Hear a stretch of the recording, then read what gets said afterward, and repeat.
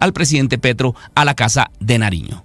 Ellos han sido claros en decir que el presidente antes de diciembre tiene que salir de la presidencia de la República. O sea, cuando a mí me lo dicen, o sale en un cajón o sale destituido por la Cámara de Representantes, la Comisión de Acusaciones, con todo el proceso que le está llevando el CNE. Eso es una realidad. Dijo también el pastor Sade que apenas conoció la información, buscó reunirse en Palacio con el presidente Petro en visitas que ha hecho públicas en sus redes sociales con el propósito de dejar registro de sus encuentros con él. Y cuando se habla de envenenamiento, pues lógicamente inmediatamente se prenden las alarmas porque para envenenar al presidente de la República pues se necesita estar como cerca del presidente de la República, ¿no? Esto es lo que nos prende a nosotros las alarmas. Por eso él me pide la cita e inmediatamente le informa al presidente de la República.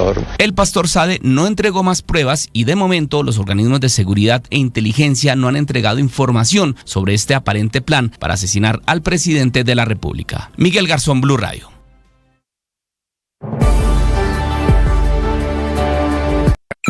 Escanea este código y suscríbete a nuestro canal de YouTube, @Blue Radio Co. Y disfruta y participa de la programación de Blue Radio. Blue Radio, le ponemos cara a la radio. Blue Radio, la alternativa. Que podría ser la estrella en ascenso. Por otro lado, saludarlos, aquí estamos desde Mañanas Blue, enseguida.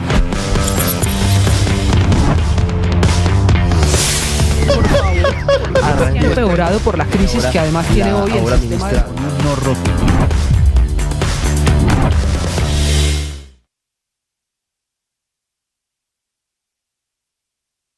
¿Alguna vez escuchaste que un cura y una cantante se enamoraran en un bus?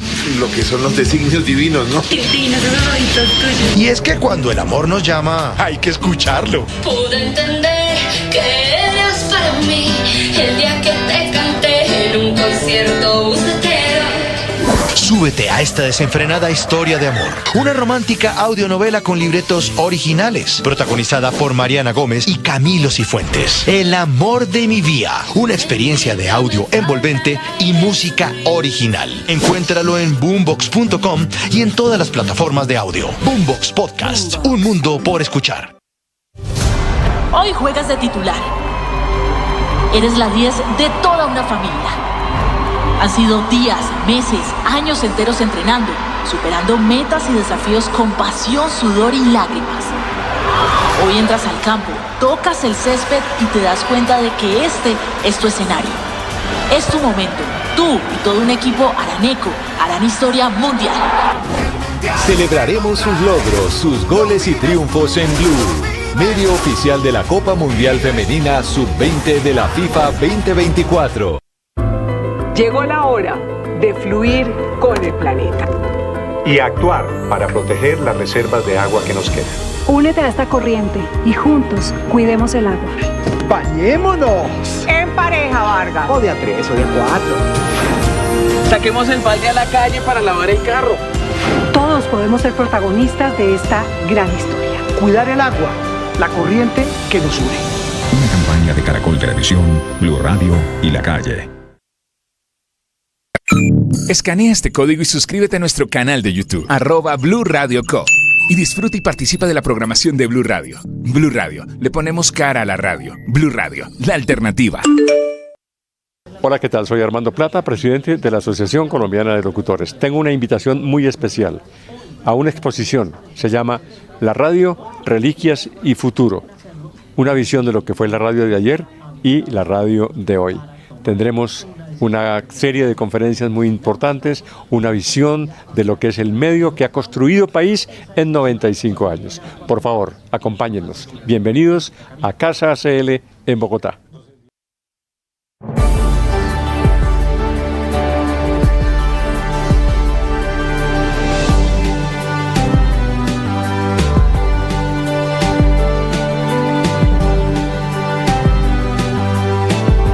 El padre Alberto Linero es periodista y también está en Mañanas Blue.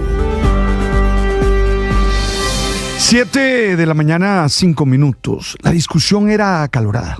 Ella había revisado el WhatsApp de su esposo y había descubierto mensajes que evidenciaban una posible relación con otra pareja. Él intentaba justificarse, pero las pruebas eran irrefutables.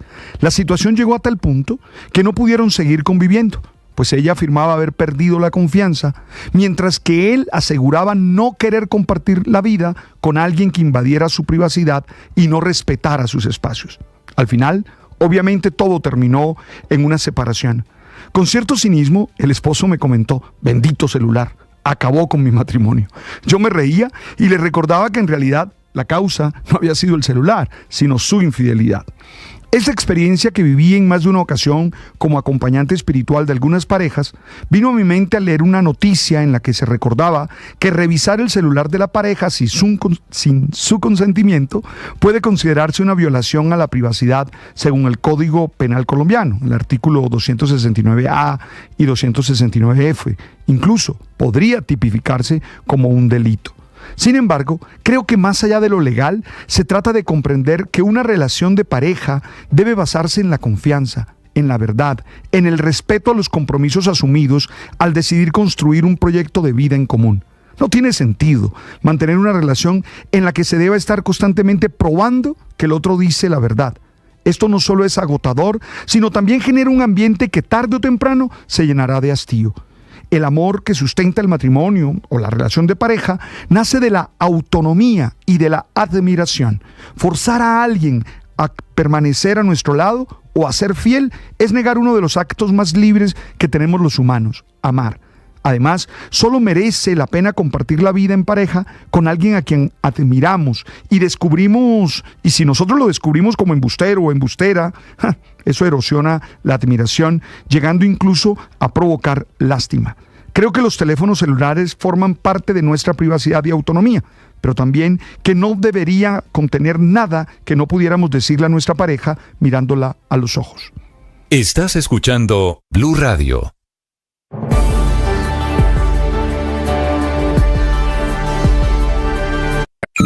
Escanea este código y suscríbete a nuestro canal de YouTube, @Blue Radio Co.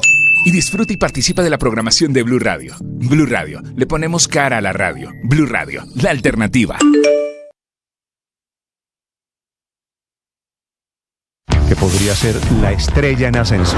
Por otro lado, Saludarlos, aquí estamos desde Mañanas Blue, enseguida.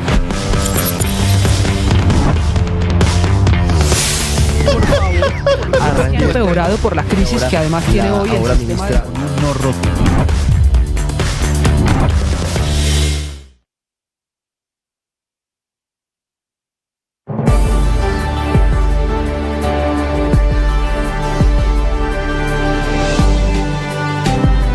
Siete, 8 minutos de la mañana. Bogotá tiene 12 grados de temperatura, Cali 21 grados.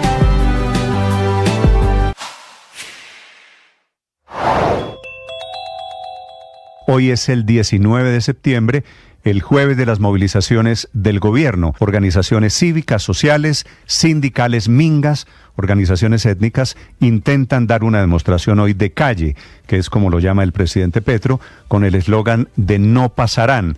El presidente intentando, el gobierno, sus afectos, intentando presionar a la Corte Constitucional, que debe tomar una decisión. Las victorias y derrotas, la pasión y la afición en juego y los datos de lo último en deportes se lo presenta Mañanas Blue.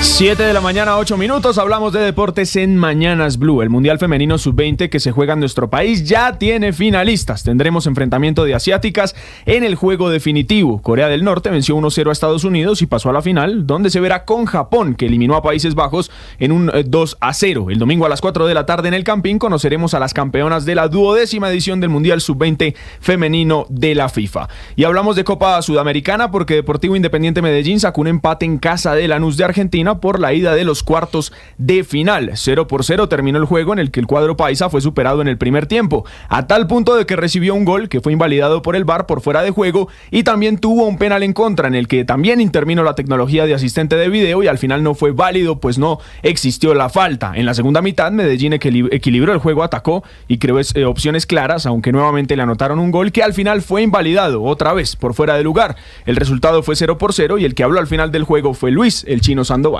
En el primer tiempo por ahí el juego estábamos enredados, no sabíamos ocupar los espacios bien que dejaba Lanús, pero bueno, el segundo tiempo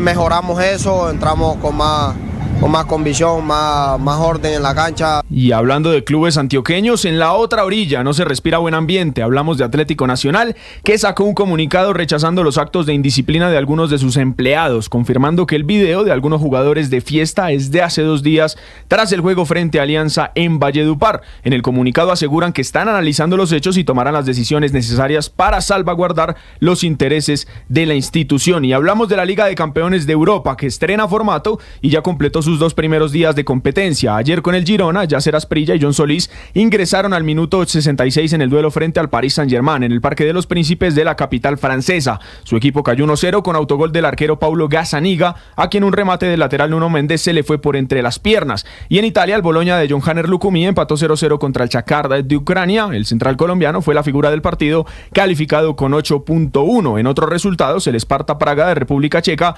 venció 3-0 al Salzburg de Austria. Celtic de Escocia goleó 5-1 al Slovan Bratislava de Eslovaquia. Brujas de Bélgica cayó 0-3 en casa frente al Borussia Dortmund. Y Manchester City empató 0-0 frente al Inter de Milán. Hoy el Mónaco recibe al FC Barcelona. Atalanta, campeón de la Europa League, enfrenta al Arsenal. Atlético de Madrid juega contra el Leipzig alemán. Feyenoord de Países Bajos juega frente al Leverkusen. Estrella Roja de Belgrado de Serbia recibe al Benfica. Y Brest de Francia enfrenta al Sturm de Austria. 7:11 de la mañana, los deportes en Mañanas Blue. Estás escuchando Blue Radio. Escanea este código y suscríbete a nuestro canal de YouTube, @Blue Radio Co. Y disfruta y participa de la programación de Blue Radio. Blue Radio, le ponemos cara a la radio. Blue Radio, la alternativa. Todos tenemos en nuestro cuerpo emocional botones de ira. Y yo recuerdo que esto lo aprendí de un capítulo del Pato Donald, donde él, ¿qué pasa con el Pato Donald? Siempre, ¿no? Tiene sus emociones fuera de control y tiene un par de ardillitas que lo molestan y le encanta sacarles la piedra.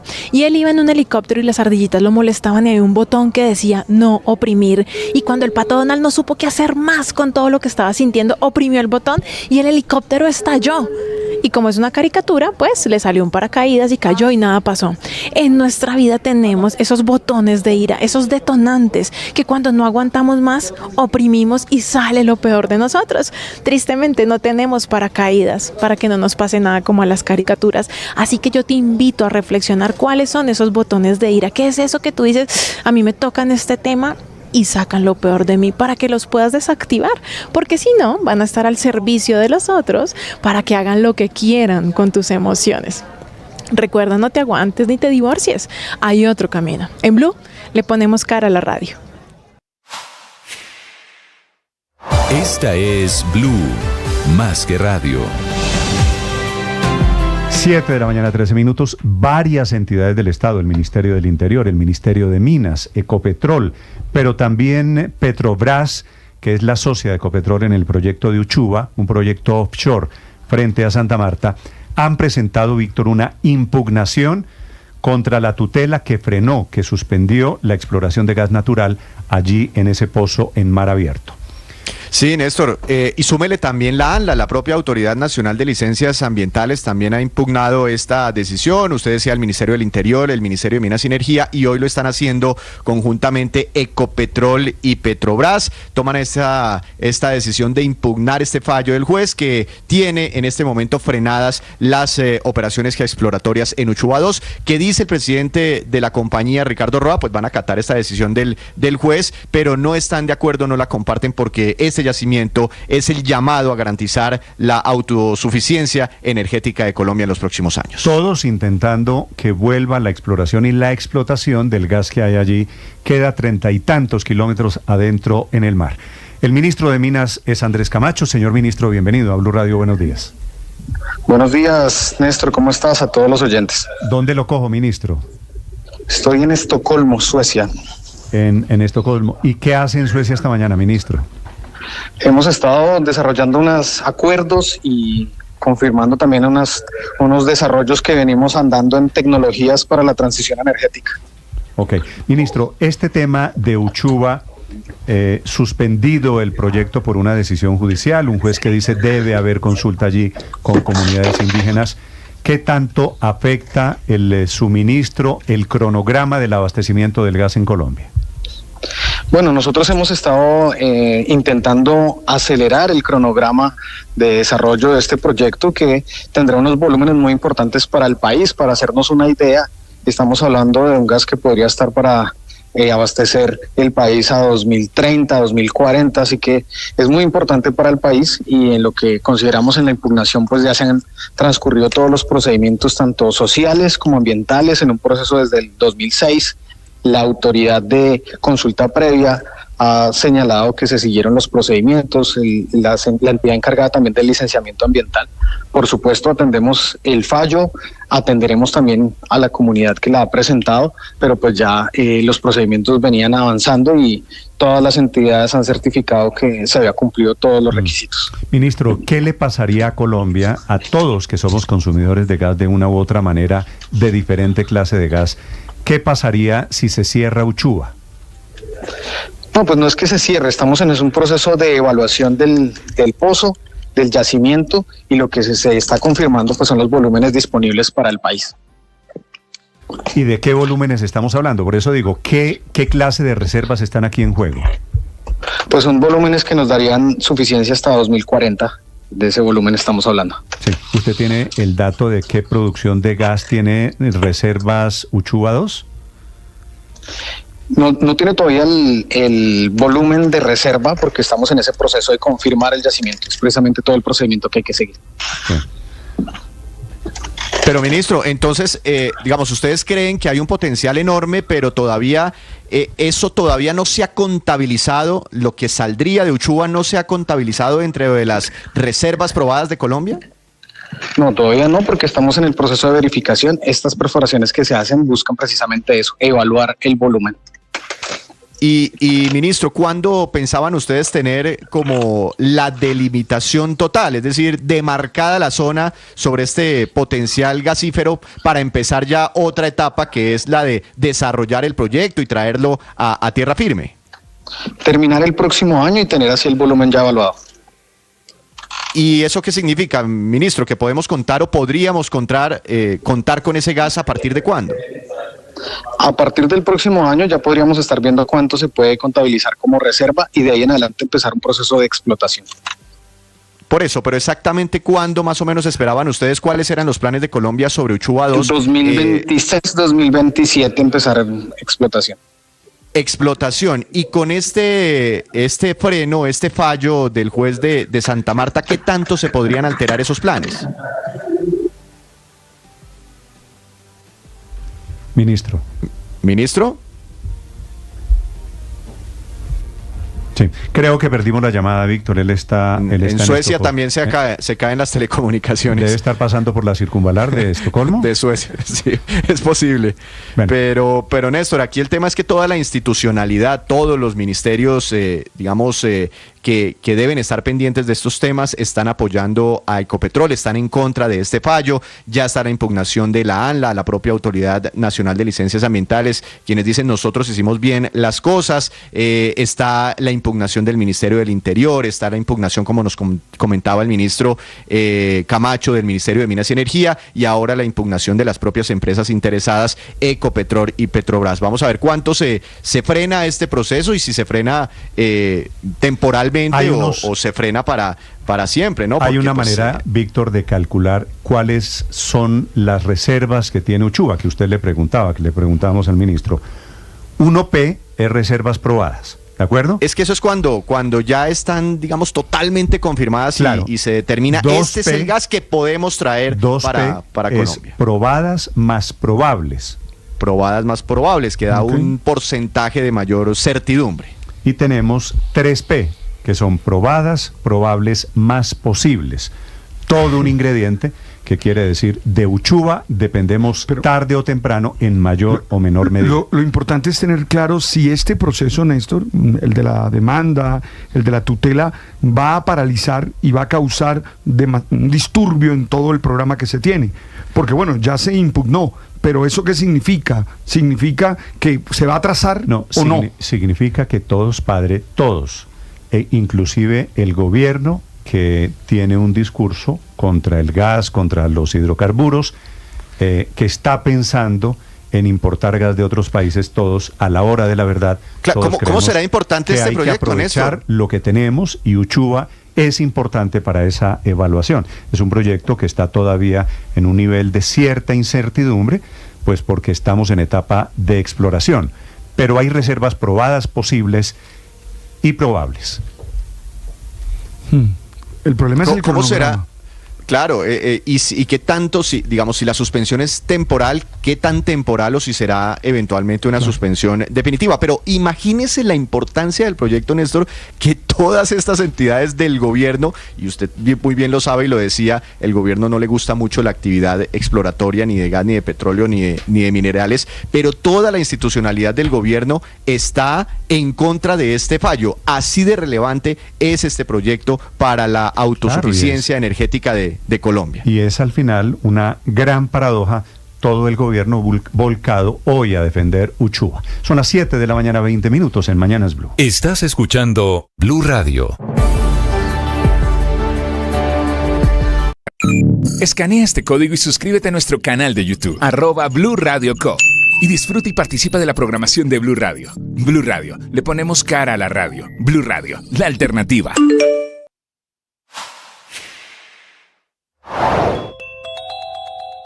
Hoy es el 19 de septiembre, el jueves de las movilizaciones del gobierno. Organizaciones cívicas, sociales, sindicales, mingas, organizaciones étnicas intentan dar una demostración hoy de calle, que es como lo llama el presidente Petro, con el eslogan de no pasarán. El presidente intentando, el gobierno, sus afectos, intentando presionar a la Corte Constitucional, que debe tomar una decisión sobre el futuro de la reforma pensional, regular, aprobada por el Congreso, con muchos problemas de forma, y que se podría caer. Intentan presionar por eso a la Corte Constitucional. Existimos para ser felices. La razón de ser de nuestra vida es desarrollar un proyecto emocionante, un proyecto que nos haga sentir orgullosos. Sí, es feliz aquel que tiene una vida que vale la pena vivir. Pero para ello se requiere saber poner límites. Agradece desde su exilio en Madrid, don Edmundo González, el reconocimiento que se produjo esta madrugada del Parlamento Europeo, que dicen todos, hay que reconocer a Edmundo González como el presidente legítimo de Venezuela. En Madrid, Enrique Rodríguez. Aunque ese reconocimiento, siendo estricto, no tiene un valor más allá de lo simbólico. Tiene un valor político, pero no jurídico. Ese reconocimiento solo podría hacerlo cada Estado por su cuenta, y si quisiera hacerlo la Unión Europea en su conjunto, solo podría ser por unanimidad de los 27 miembros de la Unión. Pero en cualquier caso, lo que ha hecho el Parlamento Europeo es hacer que se inste a ese reconocimiento. 309 votos a favor, 201 en contra y 12 abstenciones. Los votos a favor han llegado todos desde la derecha, la extrema derecha y los ultraconservadores. Y como decía, Edmundo González acaba de agradecer en un vídeo publicado en sus redes sociales, con no demasiado buen sonido, lo que quería decirle al Parlamento Europeo. Agradezco a los representantes del Parlamento Europeo por la discusión que han decidido dar en esta Cámara sobre la grave situación que atraviesa Venezuela. Los venezolanos queremos lo mismo que los europeos han logrado alcanzar en nuestro tiempo. Ahora bien, esto del Edmundo González no solo es noticia hoy por esto, en realidad es mucho más noticia aquí en España y en general en todo el mundo por esa carta que fue publicada ayer por el chavismo, por Jorge Rodríguez, y en una carta en la que él se habría comprometido, firmándola en la Embajada de España en Caracas, se habría comprometido, a reconocer los resultados de los tribunales venezolanos al respecto de las elecciones celebradas el pasado 29 de junio. El propio Edmundo González hace apenas unas horas ha salido también en sus redes sociales a explicar cómo se produjo en qué circunstancias se produjo la firma de esa carta. Estando en la residencia del embajador de España, el presidente de la Asamblea Nacional, Jorge Rodríguez, y la vicepresidenta de la República, Delcy Rodríguez, se presentaron con un documento que tendría que refrendar para permitir mi salida del país. En otras palabras, o firmaba o me atenía a las consecuencias.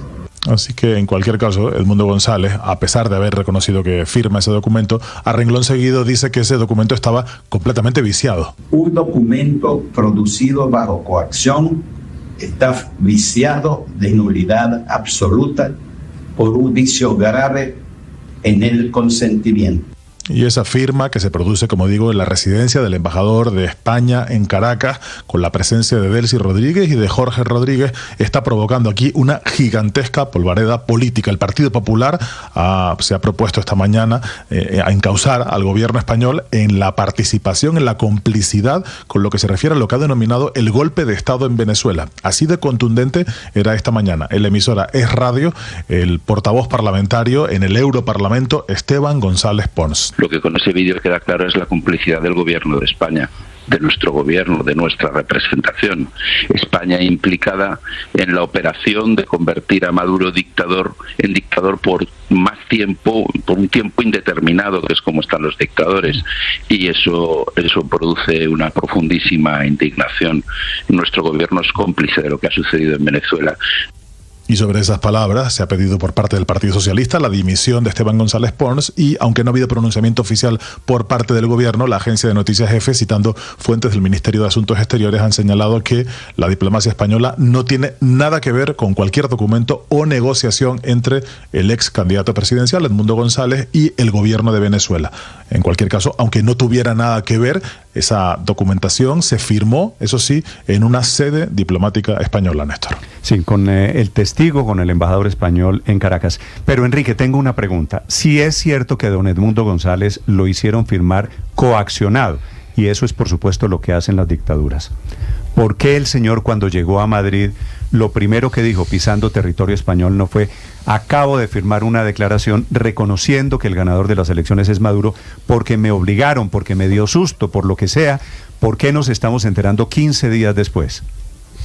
Pues esa es una buena pregunta para la que no tengo respuesta, Néstor. Y sí, hubiera sido lo más lógico nada más llegar o en sus primeras declaraciones. Recordemos que él, las primeras declaraciones que hizo, o tardó en hacer algunas declaraciones, pero sí hubiera precisado más en qué circunstancias se produjo su salida del país, porque, recordemos, el canciller español señaló en todo momento que no se había producido ningún tipo de negociación.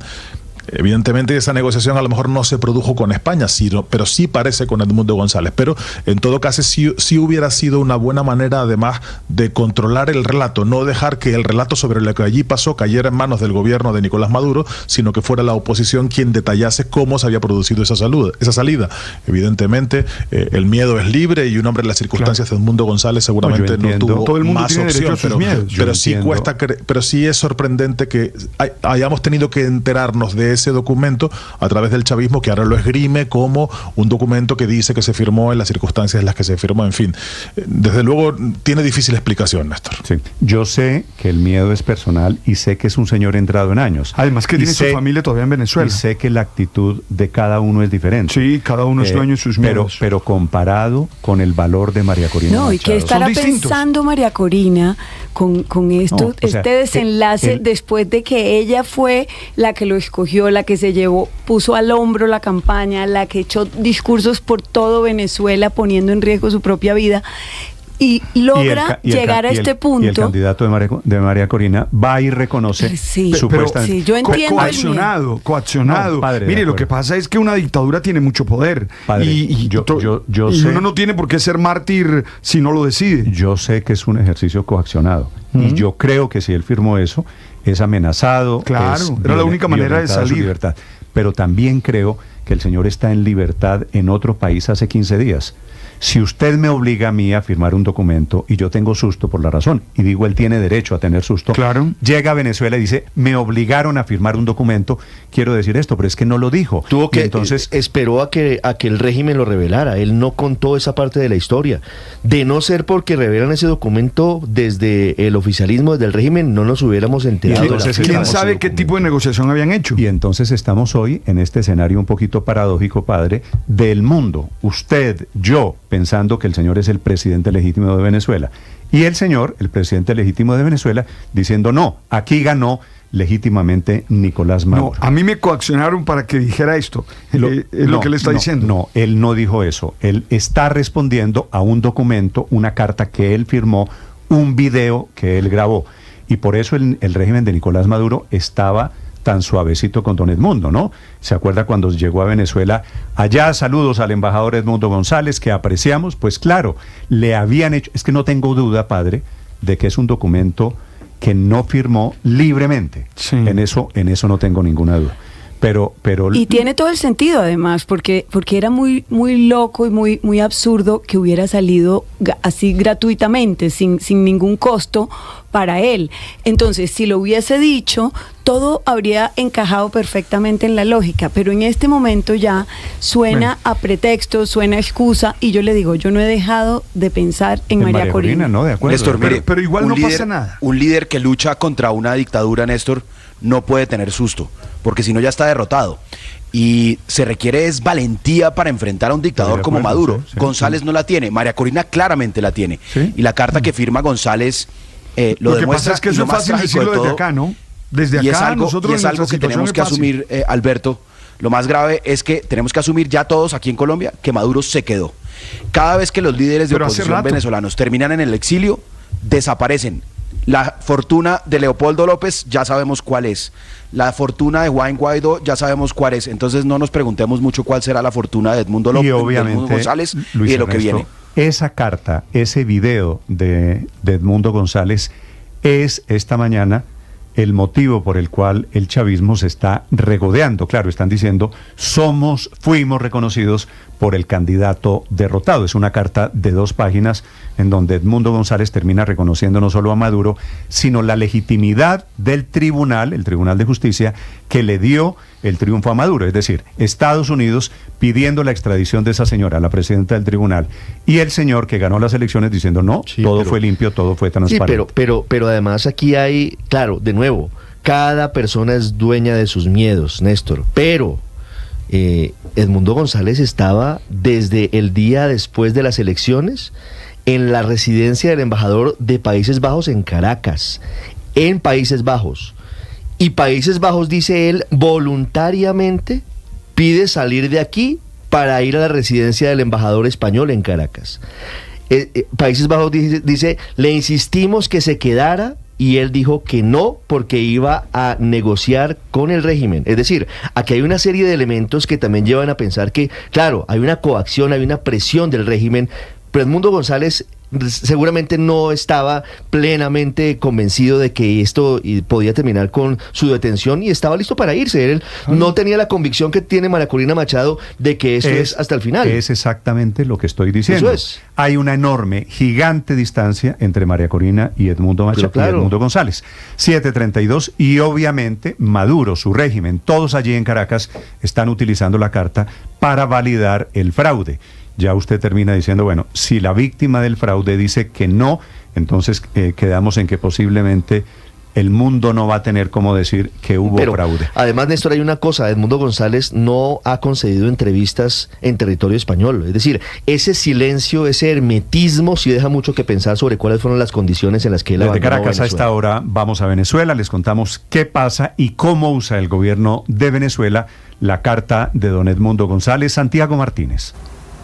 Sí, Néstor, mira, el documento, como tú decías, o la carta tiene 2 hojas y la firman 3 personas. Jorge Rodríguez, presidente del Parlamento, Edmundo González Urrutia, candidato presidencial de la oposición, y un testigo no identificado, pero que podría ser el embajador de España acá en Venezuela. ¿Quién revela la carta? Pues justamente el presidente del Legislativo, pues lo allí redactado y firmado gira en torno al reconocimiento de las instituciones del Estado venezolano y el respeto a las decisiones que allí surjan. Y una de esas decisiones es el fallo judicial del Tribunal Supremo de Justicia que ratificó la victoria de Nicolás Maduro. Su firma ocurrió en la residencia del embajador de España acá en Caracas el pasado 8 de septiembre, el día que González Urrutia se fue asilado a ese país a pedido del mismo opositor, o al menos eso dice Jorge Rodríguez. Los días anteriores a que Edmundo González abandonara el país, fuimos contactados por interlocutores cercanos al señor González Urrutia a los efectos de conversar con el presidente Nicolás Maduro sobre el deseo que el señor González Urrutia tenía de abandonar el país. El punto más importante de la carta es sin duda el reconocimiento del resultado electoral del 28 de julio. De hecho, textualmente, González Urrutia señala que siempre ha estado y seguirá dispuesto a aceptar las decisiones adoptadas por los órganos de justicia en el marco de la Constitución, que además, una vez fuera de Venezuela, limitará su actividad pública y política y que no pretende ejercer representación formal o informal alguna de poderes públicos del Estado venezolano, que en otras palabras quiere decir que no se mostrará o no se presentará como presidente electo el pasado 28 de julio. Y aquí el señor González Urrutia dice que acata la sentencia por tratarse de una resolución del máximo tribunal de la República. Punto final. ¿A qué sentencia se refiere? A la sentencia de la Sala Electoral del Tribunal Supremo de Justicia que ratificó el resultado emanado del Consejo Nacional Electoral. Y aunque González Urrutia insiste que su firma allí fue bajo presión, como nos contaba Enrique desde Madrid, que estando en la residencia del embajador de España horas antes de salir de Venezuela, llegaron Jorge Rodríguez y la vicepresidenta Delcy Rodríguez con este documento, pues el presidente del Legislativo amenaza ahora con sacar más pruebas que desmientan esa afirmación. De hecho, le dio 24 horas que vencen hoy al mediodía. Si usted no desmiente lo que acaba de decir, que es una acusación directa en mi contra, voy a mostrar las grabaciones. No es esto lo único que tenemos más cosas. Aquí hay coacción, o aquí. El embajador de España es cómplice de la coacción. Ahí está leyendo y firmando. En el mejor de los casos para usted es un cobarde. Porque a mí no hay poder humano sobre este planeta que me obligue a poner mi nombre en algo con lo que yo no estoy de acuerdo. Además del documento, Néstor, se mostraron fotografías dentro de la Embajada de España. Allí se ven, además de González Urrutia y a Jorge Rodríguez, a la vicepresidenta Delcy Rodríguez y al embajador de España acá en Venezuela. Y además se mostró el video en Maiquetía la noche de ese 8 de septiembre, cuando Edmundo González aborda el avión de la Fuerza Aérea Española rumbo a Madrid. Además, en el documento, Néstor, como punto final y respondiendo un poco el tema de por qué no se reveló antes, pues se dice al final de este documento, la última línea justamente señala que ambas partes se acuerdan la confidencialidad de lo firmado. Imaginó él o creyó él quizás que el chavismo no lo iba a sacar y efectivamente sí lo sacó ayer en horas del mediodía, Néstor. Santiago, gracias, 7:36. ¿Alguna declaración de las familias que están detenidas en Venezuela que no se han quebrado, a diferencia de don Edmundo González, Santiago? No, Néstor, ninguna por ahora. Hasta ahora no ha ocurrido más nada. Siguen pues la diligencia con los abogados en temas judiciales, pero hasta ahora no solamente. Quiero saber qué van a decir María Corina, qué van a decir todas las familias de esos detenidos por la dictadura que han dado la batalla y que ahora ven como su líder entre comillas, se quebró y aparece reconociendo a Maduro y las decisiones en favor de Maduro. Son las 7:37. Estás escuchando Blue Radio. Escanea este código y suscríbete a nuestro canal de YouTube, @Blue Radio Co. Y disfruta y participa de la programación de Blue Radio. Blue Radio, le ponemos cara a la radio. Blue Radio, la alternativa.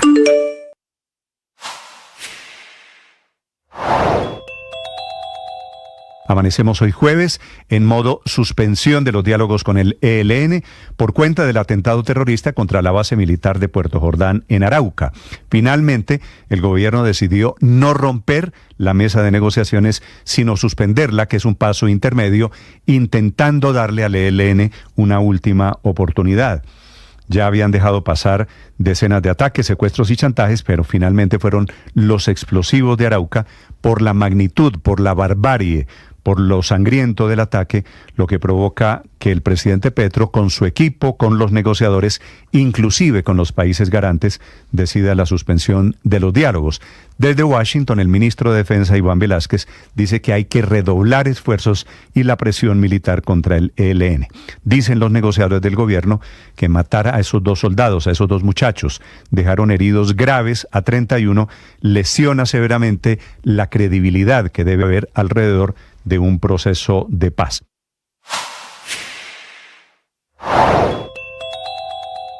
Por falsos positivos, la JEP abrió la puerta del que será su primer juicio. El acusado es el coronel retirado del ejército, Publio Hernán Mejía. Para él, la fiscalía de la JEP pidió 20 años de cárcel, la pena máxima establecida. 7:38. A las 9 de la mañana comienzan las movilizaciones por todo el país de sindicatos, de organizaciones populares, de mingas, de organizaciones de campesinos, hoy en apoyo al gobierno. Una de esas organizaciones es la CUT, la poderosa Central Unitaria de Trabajadores, una de las centrales obreras más grande de Colombia. Su presidente, don Fabio Arias. Señor Arias, bienvenido, buenos días. Señor Morales, buenos días para usted y toda su audiencia de Blue Radio. ¿Cómo están ustedes en la CUT? ¿Cómo es lo de hoy, señor Arias? Bueno, lo de hoy fundamentalmente son marchas en algunos sitios. Aquí en Bogotá va a ser concentración directa en la Plaza de Bolívar. Y está fundamentalmente relacionada con el tema del respaldo al gobierno y a las reformas sociales del cambio. Y una de ellas es la ley pensional.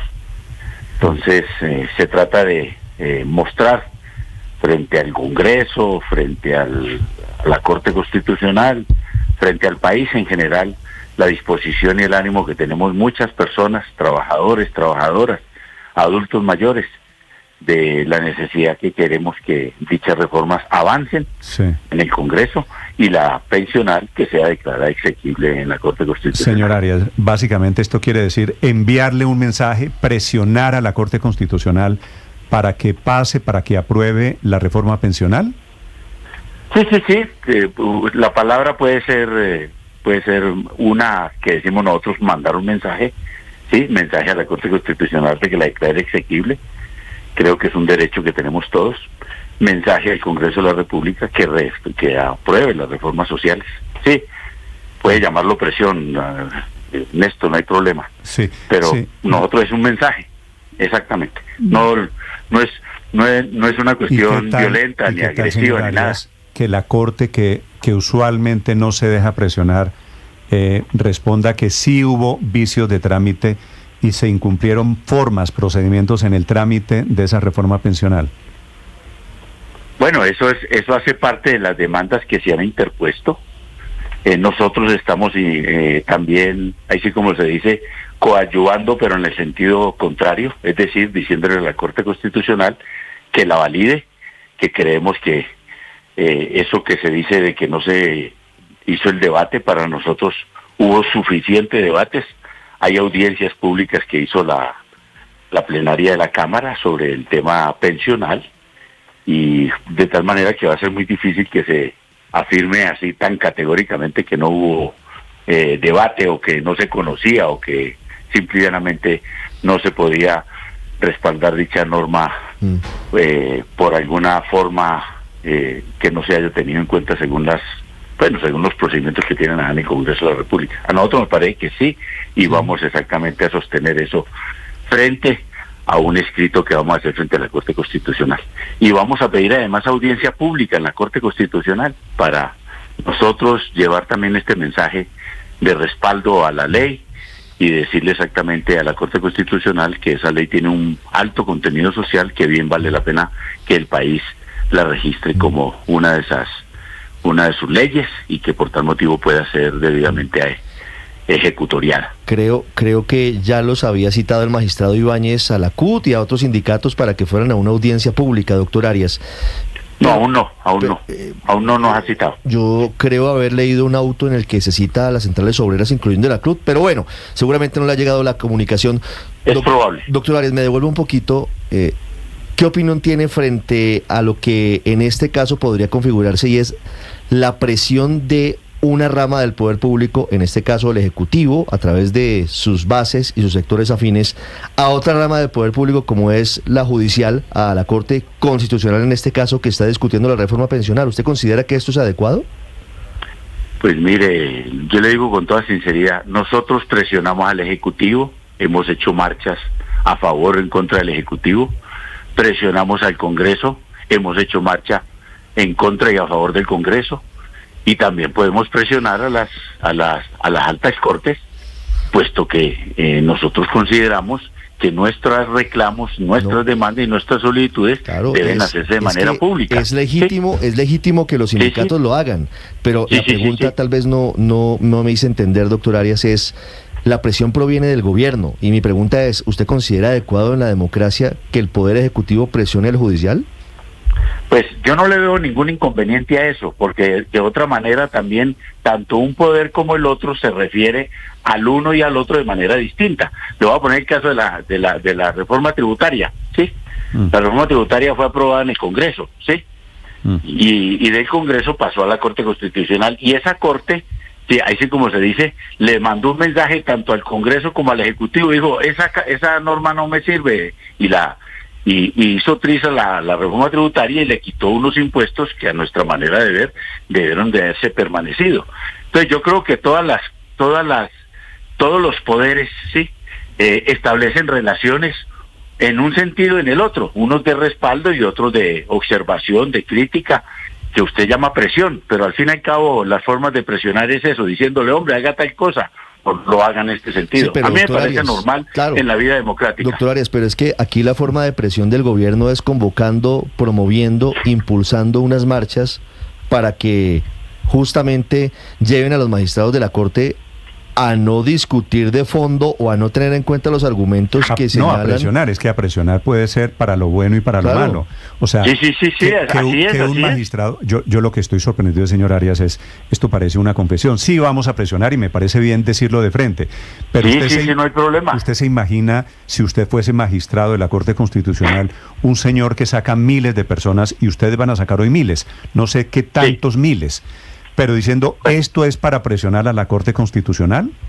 Sí, para decirle, mire, los que están demandando y los que están diciendo que no aprueben la reforma, la reforma pensional, pues están presionando a la Corte, ¿sí? Aquí las formas pues pueden ser importantes, señor Morales, yo también lo entiendo, ¿sí? Pero al final es una forma de presionar, ¿sí? La palabra presionar es simplemente establecer un criterio, una solicitud o una exigencia, como la quiera uno llamar. Yo no me alerto tanto por la palabra como tal. Me parece que estamos presionando a la Corte para que falle en un favor, así como los otros están presionando a la Corte para que falle en sentido contrario. Sí, creo que no deberíamos alertarnos tanto por eso. No, yo sé que las manifestaciones son perfectamente legítimas.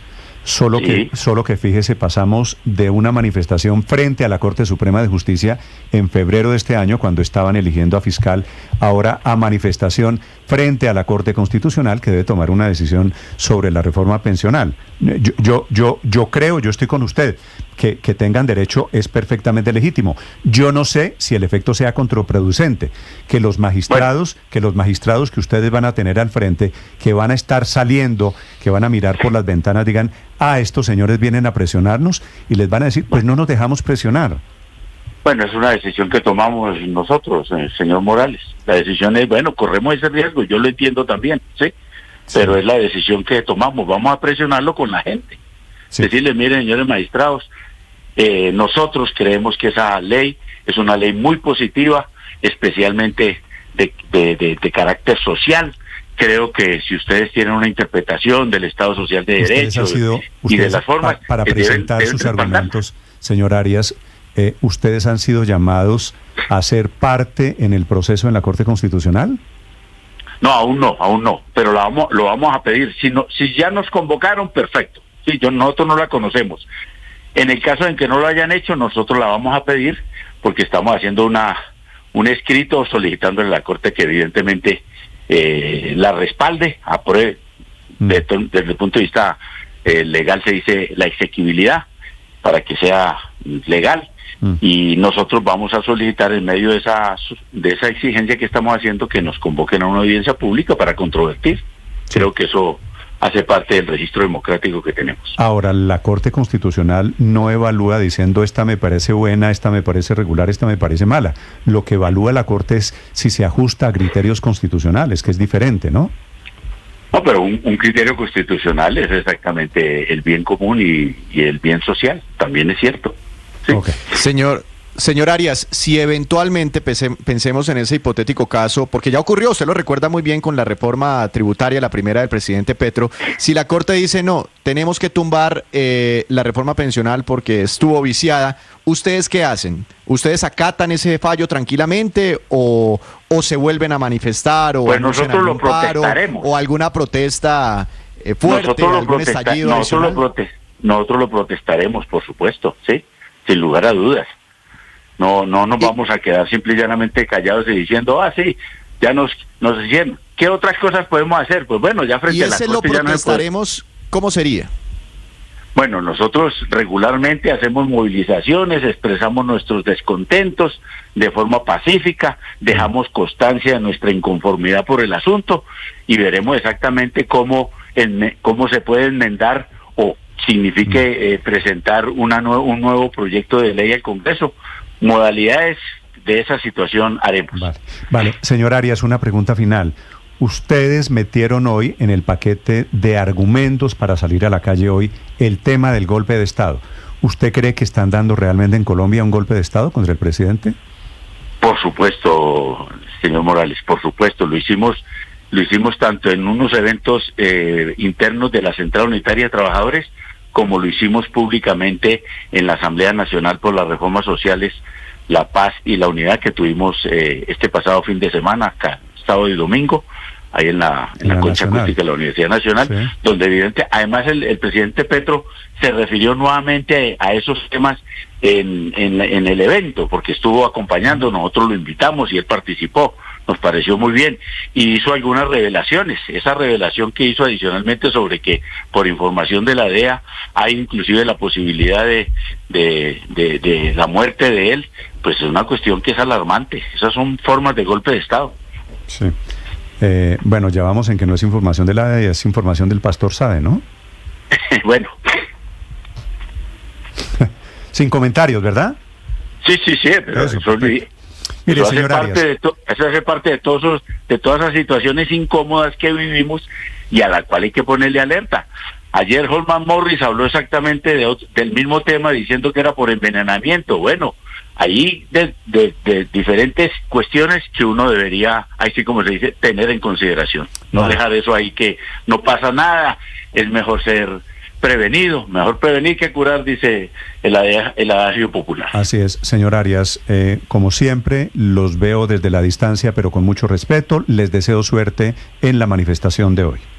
Muchísimas gracias, señor Morales. Gracias, buen día para usted y toda su Fabio Arias es el presidente de la CUT en Colombia. 7:51. Dos motivos: el golpe de Estado y la reforma pensional. Estás escuchando Blue Radio. Escanea este código y suscríbete a nuestro canal de YouTube, @Blue Radio Co. Y disfruta y participa de la programación de Blue Radio. Blue Radio, le ponemos cara a la radio. Blue Radio, la alternativa.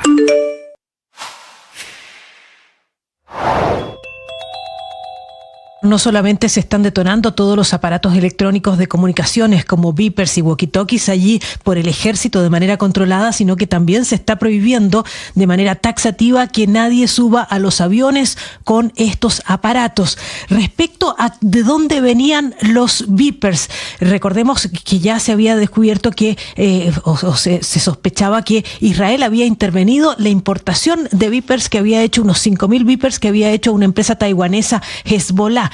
La empresa taiwanesa Gold Apollo lo que dijo es que ellos habían licenciado los derechos, la forma de hacer estos beepers a una empresa húngara que sería Back Consulting. Bueno, investigación periodística del New York Times lo que ha descubierto es que Back Consulting es una de 3 empresas fantasmas creadas por israelíes para poder enmascarar las identidades de oficiales de inteligencia que estaban interviniendo esos buscapersonas.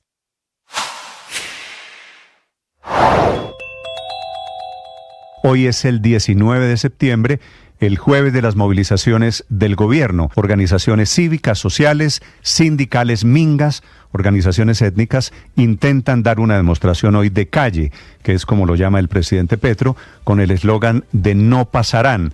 El presidente intentando, el gobierno, sus afectos, intentando presionar a la Corte Constitucional, que debe tomar una decisión sobre el futuro de la reforma pensional, regular aprobada por el Congreso, con muchos problemas de forma, y que se podría caer. Intentan presionar por eso a la Corte Constitucional.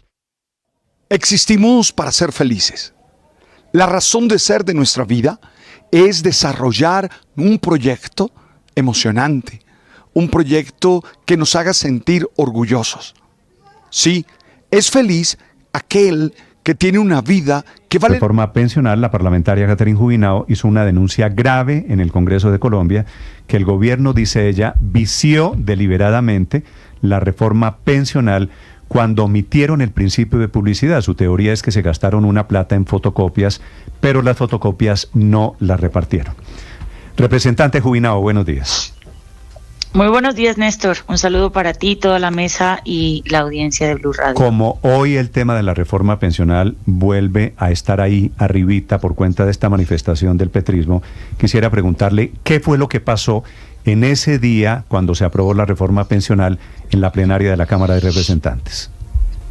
Bueno, lo primero es precisar que no es una teoría mía, que el gobierno se gastó $1 millón y dejó guardadas unas copias para deliberadamente omitir el principio de publicidad. Esto es información de primera mano de exasesores del gobierno que por supuesto ya no trabajan con ellos, que estuvieron ahí, que tomaron las fotos de esas copias y que al no estar de acuerdo pues con lo que estaba pasando posteriormente se acercaron a mí y me entregaron la información. ¿Qué fue lo que sucedió? Para que la gente recuerde, en la plenaria del 14 de junio nosotros íbamos a discutir la ponencia para cuarto debate de la reforma pensional de la Cámara de Representantes. En plenaria de la Cámara de Representantes fue eso. En plenaria. El texto de la ponencia para la plenaria de Cámara era sustancialmente distinto al de Senado. Había sufrido muchísimas modificaciones en diversos aspectos y pues obviamente no aplica como quieren hacer creer la bodega petrista, que es que con el hecho de que en Senado se hubiese publicado una ponencia en abril, pues eso ya se cumple con el principio de publicidad. No, la Corte Constitucional además tiene precedentes sobre eso. Un ejemplo de ello es la sentencia C074-2021, en donde la Corte es muy clara.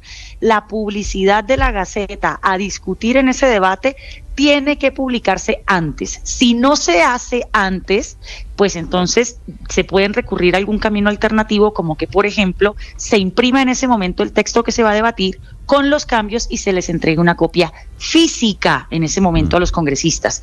Eso fue lo que no hizo el gobierno, pero aquí lo que yo estoy denunciando es: tan tenía conciencia el gobierno de que si no nos entregaba la copia física viciaba el proyecto, que mandó a sacar las copias, solamente que súbitamente. ¿Y quién era el responsable? ¿Quién era el responsable? Sacaron las copias porque era parte del trámite de la forma.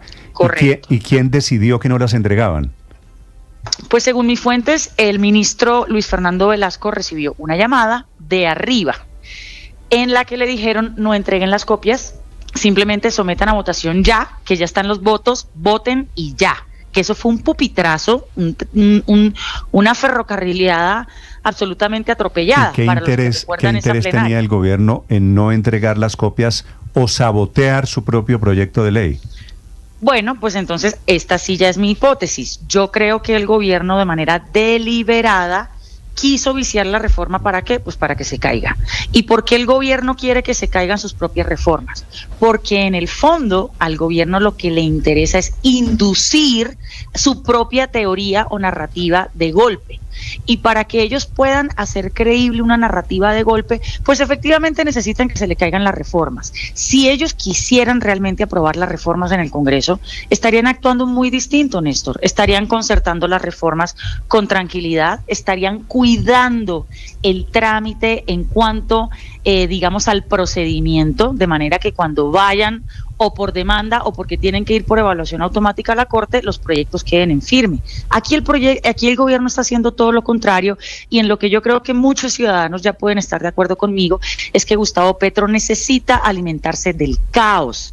Él en el caos se crece, enardece a sus bases, se vuelve más rentable electoralmente, no en el orden, no en el respeto de las instituciones, no en las formas, no en los procedimientos. A él le molestan los procedimientos, a él le molesta el orden. Entonces, como al presidente Petro le está yendo tan mal, como ante todo el país está quedando claro que es un gobierno tremendamente incompetente, que el presidente no tiene un liderazgo ejecutivo, no lo tiene, él no sabe administrar a sus equipos, él no sabe gerenciar compromisos, entonces van a pasar a la historia como un gobierno muy regular, o sea, con las mismas fallas de los demás gobiernos en términos de ejecución baja, de corrupción. Entonces, yo lo que creo es que el presidente Petro no está dispuesto a salir a los libros de historia como el primer presidente de izquierda que simplemente fue un incompetente, o peor, cuyo gobierno estuvo cundido de escándalos de corrupción. Él necesita salir a la historia como un mártir, él necesita salir a la historia como una víctima, como que no lo dejaron hacer,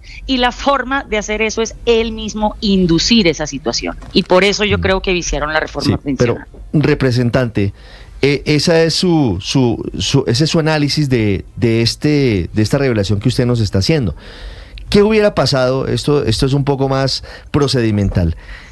¿Qué hubiera pasado si se hubiera abierto la discusión ese viernes en la Cámara de Representantes en la plenaria? Es decir, ¿qué hubiera pasado si sí hubieran repartido las copias de la Gaceta con lo que se había aprobado en el Senado de la República?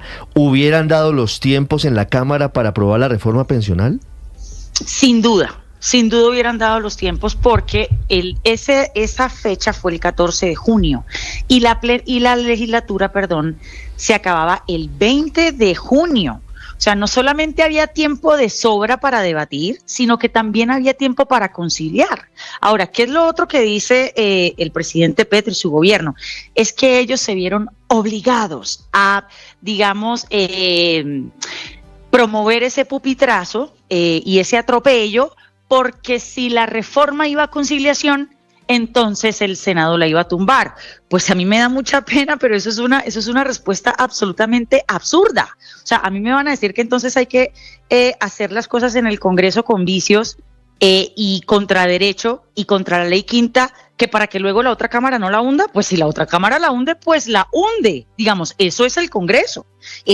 Por eso es importante concertar las reformas, por eso es importante llegar a acuerdos, por eso es importante hacer las cosas bien desde el comienzo. Si las cosas se aprueban en el Congreso, se tienen que aprobar con la ley, se tienen que aprobar cumpliendo la ley quinta. Si no es así, pues entonces los proyectos se caen, pero es absolutamente ridículo que